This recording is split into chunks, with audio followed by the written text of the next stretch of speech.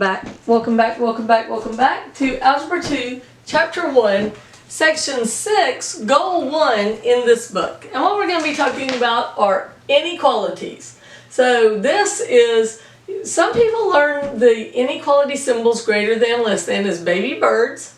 I learned it as alligators, but I would spend too much time drawing my alligator, and now they, to me, are Pac-Mans. And Pac-Man wants to eat, right over here, Pac-Man wants to eat whatever is more.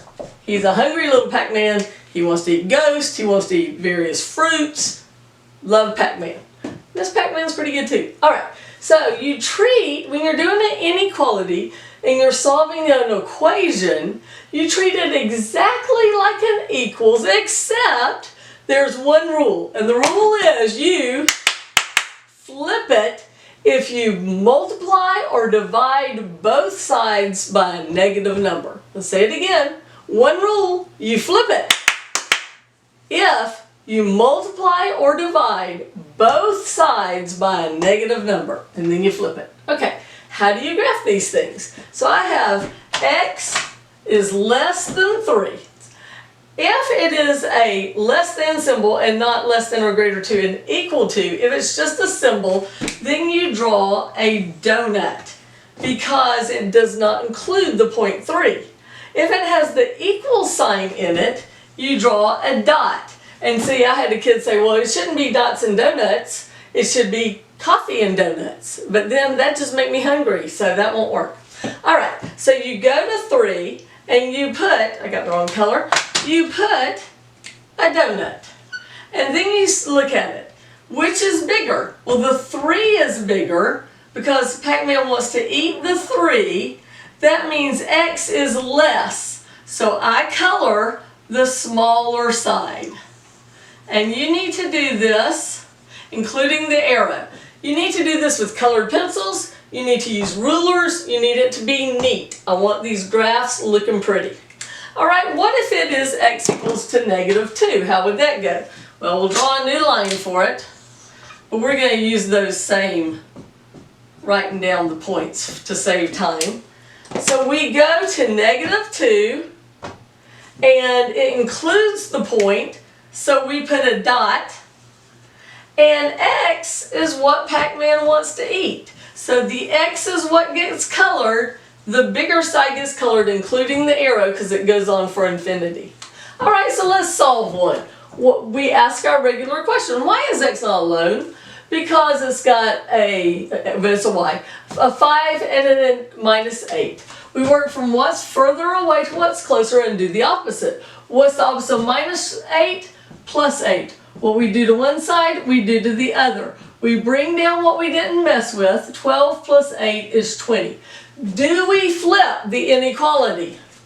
No! We added to both sides. We didn't multiply or divide by a negative number, so it stays the same. Why is y not alone? It's multiplied by 5. We divide both sides, so we get that it's 4.